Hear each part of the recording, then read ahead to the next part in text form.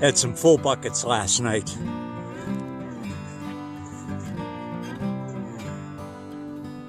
But he got the job done. Now it's time to get the driveway fixed, the berms fixed, and a little bit of the street graded. Of course, I should have done a before and after shot, but I didn't. I was just too busy wanting to get this done. So this morning I came out, and this entire road last night during the storm had turned into a wash. But the box grader on our new tractor really took care of it. I would say I spent probably 2 hours grading the road and going around about a 1 mile length, filling in some holes, doing other people's driveways for them, and just in general getting things smoothed out. One thing is clear, this box grader was a great investment. Anyways, we're expecting a little more rain later today, but for now we're enjoying a little bit of blue sky. Let our batteries get topped off, and I think we're ready for the next onslaught. We came out last night right after the first wave of the storm, and we reinstalled our sandbags. They were never necessary. The actual bermed up driveway held, but we didn't want to take any chances because the water was really flowing heavy. So we thought we'll just put them up. Better safe than sorry. I got a package in the mail today. This guy, Kenny, you see him on YouTube, boltonhooks.com. He makes hooks and other add-ons for the front buckets of tractors.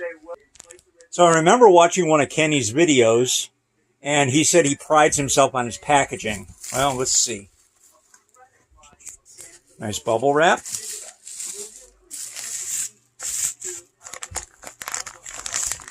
So in this first envelope, we have a chain shortener. So you'll be able to hook this onto a link of the chain, shorten it by hooking the other hook onto another link, and then you can make a 6-foot chain into a 3-foot chain, or you can take up the slack using this. Next thing in that package is a clevis pin, and I'm going to mount this right to the center of the tractor bucket. That'll allow me to pull things or tow things or drag things using the bucket.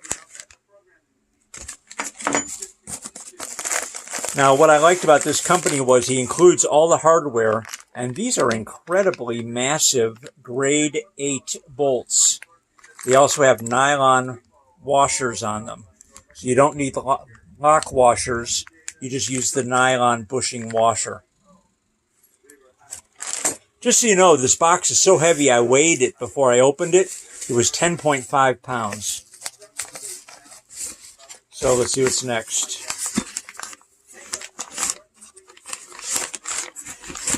Nicely packed, Kenny.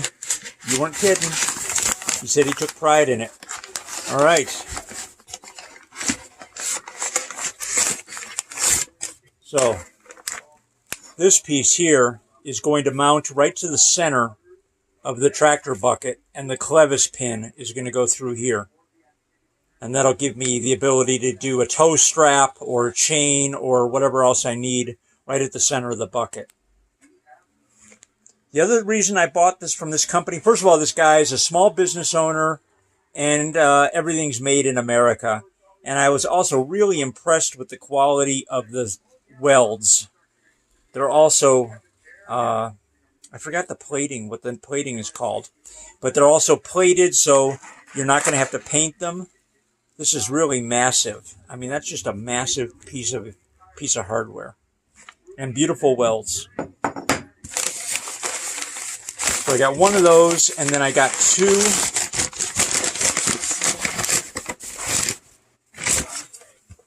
I got two hooks, and these are going to get mounted on either end of the bucket.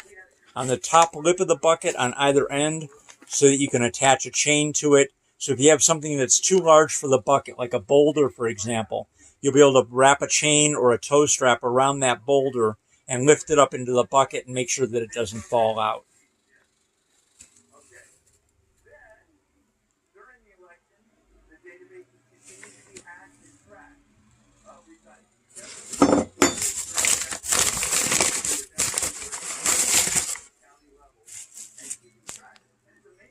I must admit, I'm going to tell you, this weld is not the greatest weld that I've seen. I was expecting, I'm sure it's fine, and I'm sure structurally it's just fine. It's just that I was expecting a cleaner weld. Sorry, Kenny. I got to tell it like it is.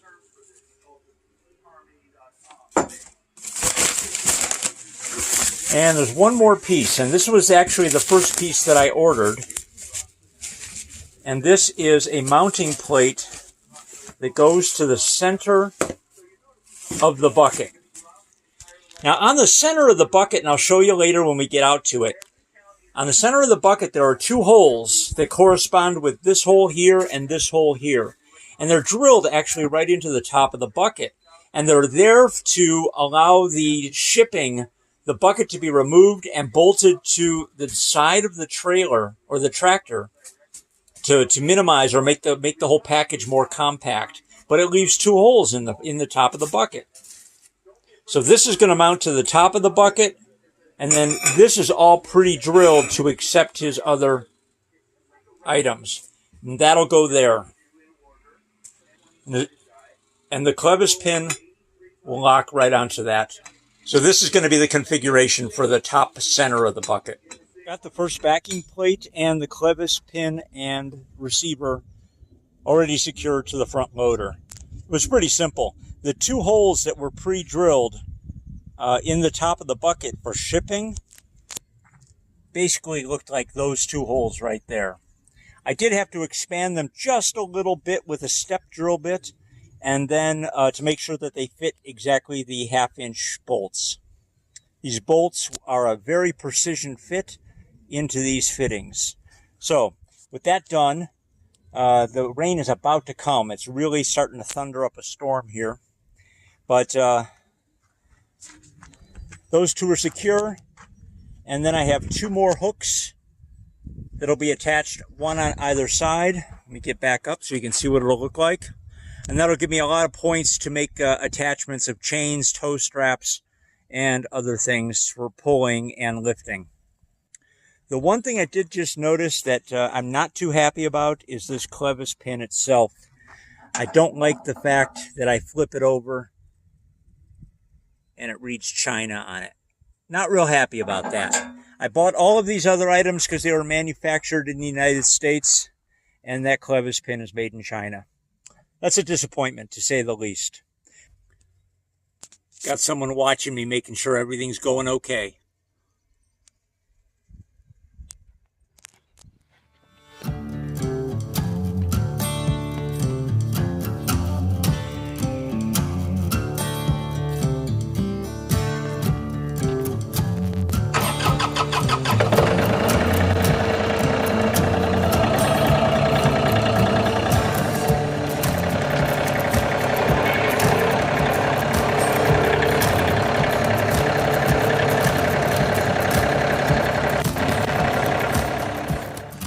Okay, so yesterday I got this center plate mounted, as well as this center piece here for the clevis pin. I should say for the shackle. What I'm going to do today is mount the two hooks that are designed for hooking up a chain. They're chain hooks, and they'll handle up to 5/16 inch chain. I'm going to put this inside edge 8 inches in from the outside, and I'll do that on both sides. That way they're symmetrical. And as far as the depth, I'm eyeballing it. That's how I roll. I'm just going to mark the center. Some guys do this with a center punch. Some guys use a real small drill bit. And I had a pretty good experience yesterday doing it just like this. The step drill bit did a fine job. I've got it marked so that I know where the 1/2 inch is, and that way I can make sure I don't over drill it. Let's get going. Drilling into the bucket. I just want to take it nice and slow to make sure that it doesn't walk on me.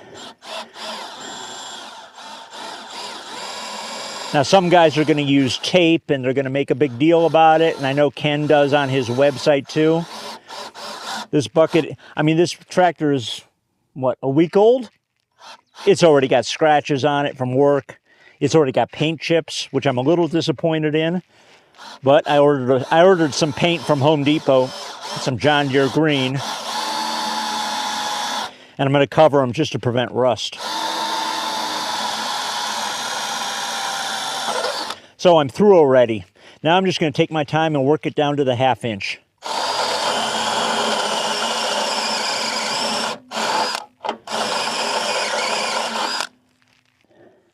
Okay, now to clean it out, I'm going to go from the bottom to clean it up a little bit.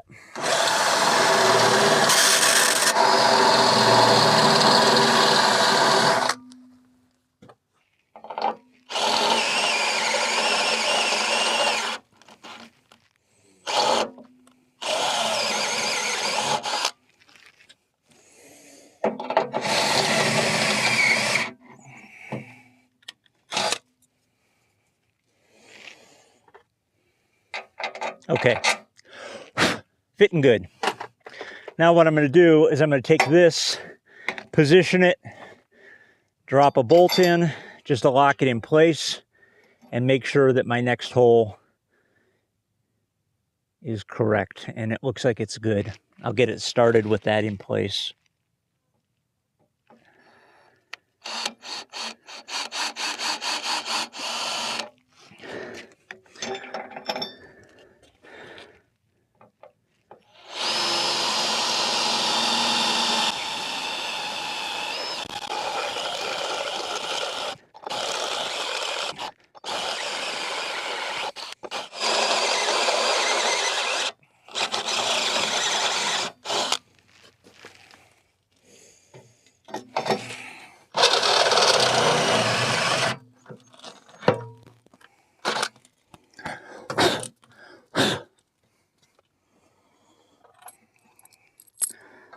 Double check it.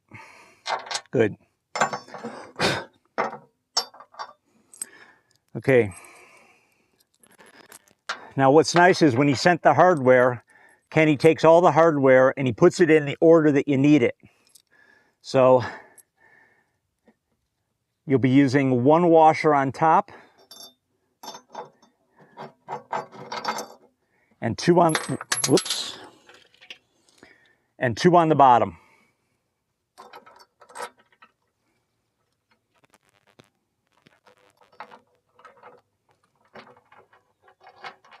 And again, what's nice is these nuts have a nylon bushing in them so that no lock washer is required.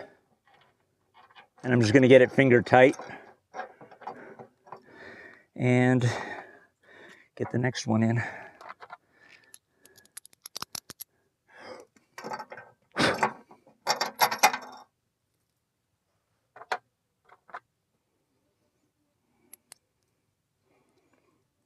Now these washers, they've been strength tested so that they will withstand and not pull through on a maximum load on these chains, or on these hooks, I should say. And he's got all the data available. Wasn't interested in seeing it. There's a forum called greentractorforum.com that are people who own John Deere tractors, and everyone over there swears by this hardware. And that's why, quite honestly, I purchased it. You know, I was looking at some stuff that was kind of Chinese knockoff on eBay, and it would have been half the price. But the fact is, I wanted to make sure I got something good. Didn't want to cheap out on it. So to tighten this stuff down, you need 2 3/4 inch tools.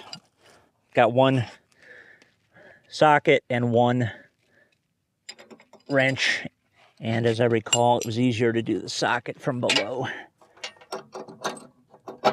Hold it with the wrench on top and just snug it up. And I'm going to snug it up almost all the way, then I'll just make sure that these washers are nicely centered so it looks good. Okay. Nice. Looks square.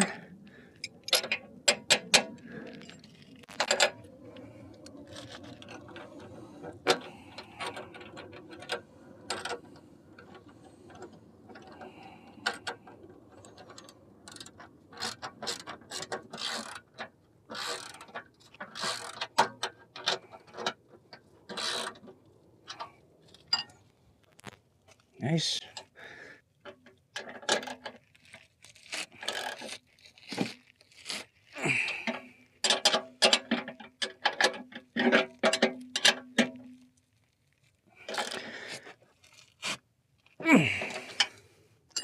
And that's it. I'll do the other side. When I'm done, we'll come back and look at the tractor.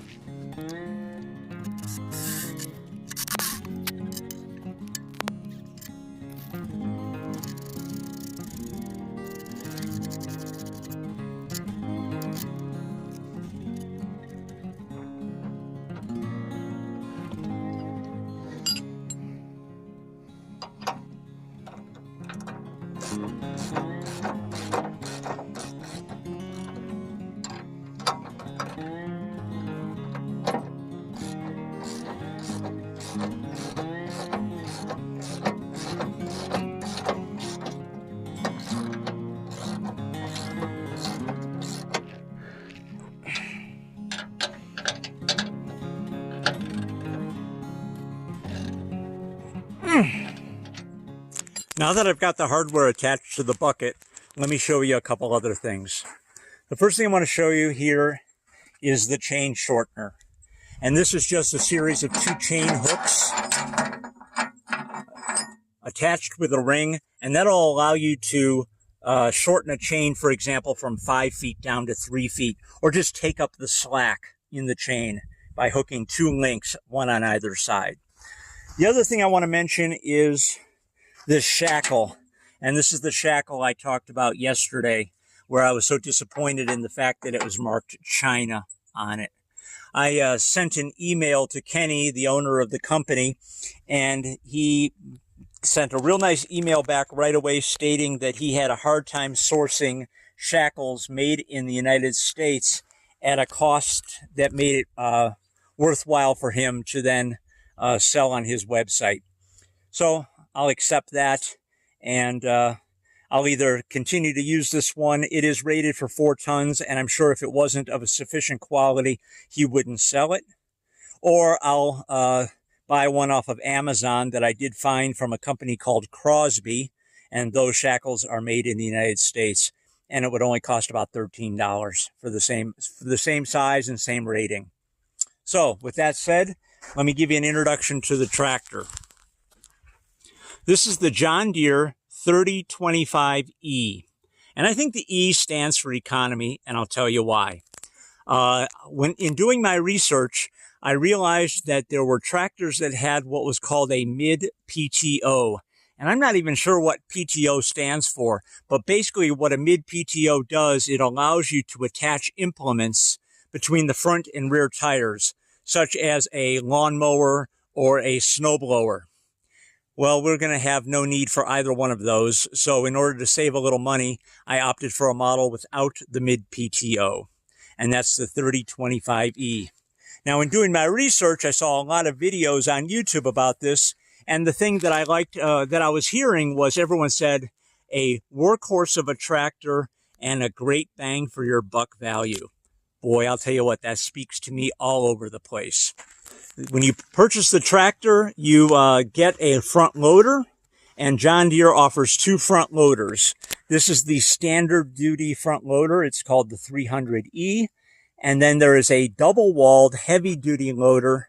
This is the one that actually came standard on the tractor, and I think for our uses, it'll be more than sufficient. On the back, we have a rear box blade that is 60 inches wide, and it's used for grading and smoothing out roads, and for you could use it for getting garden beds ready. And you can see there are 4 tines on it. You turn those around, have those down, and they will actually scrape up the road before smoothing it out. So if you have a hard-packed road that you need to fluff up a little bit, That's what those are for. And this is what I've been using on our street out front, and I'll tell you what, it's great. Once you get the hang of it, it is a great implement. It does a great job. Now, this is attached to the tractor using what's called an iMatch attachment system from John Deere. And what it does is it allows you to do a quick detach and attach of rear implements, and without the hassle of a typical PTO setup. In order to detach this box blade, you would just lift this lever. And when you lift it, and I'm going to lower it and lift it again, there it's lowered, and here it's lifted. So you lift it on both sides, you drop the rear implement on the ground, and you drive away. And just reverse the process in order to attach it again. A real simple system. We also equipped the tractor with a canopy at the recommendation of our neighbor Derek. Just when you're out in the sun, keeping the sun off of you is a great benefit. The 3025E is considered a compact tractor. It has a 25 horsepower diesel motor and a 19 horsepower rear PTO. Now we're going to be getting a backhoe, and that's on order and will be here in about 2.5 weeks. But this will be picked up by the dealership. They're going to take it back to Tucson and do the complete installation of the backhoe for us, because there's a complete subframe that needs to be attached to the tractor. This tractor runs on regular diesel fuel, and when they delivered it to me, it had a full tank. I've put about 9 hours of work on it, and you can see I have a little bit more than a quarter tank left. So I think it's pretty economical as far as fuel economy is concerned. One option we took advantage of was to have the rear tires filled with water. I'd never heard of such a thing before, but in doing my research on the internet, I realized that people do that in order to create more rear ballast. And what you want is you want to have weight in the back of the tractor to offset the weight of anything you might be lifting using the front loader. So the vehicle is equipped with what's called a hydrostatic transmission. And what that basically means is it's an automatic and has 2 pedals, one for forward, one for back. That's the joystick that controls the front loader. It'll lift the bucket up and curl it. Now the front bucket is removed using a proprietary John Deere quick attach system.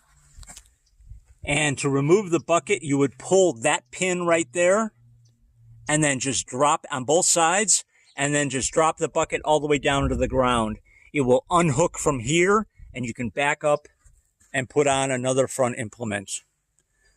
Now we do have, in addition to the backhoe, we ordered a set of forks to create a forklift situation. And that'll be great for moving lumber, for moving any kind of trees, for picking up big piles of brush.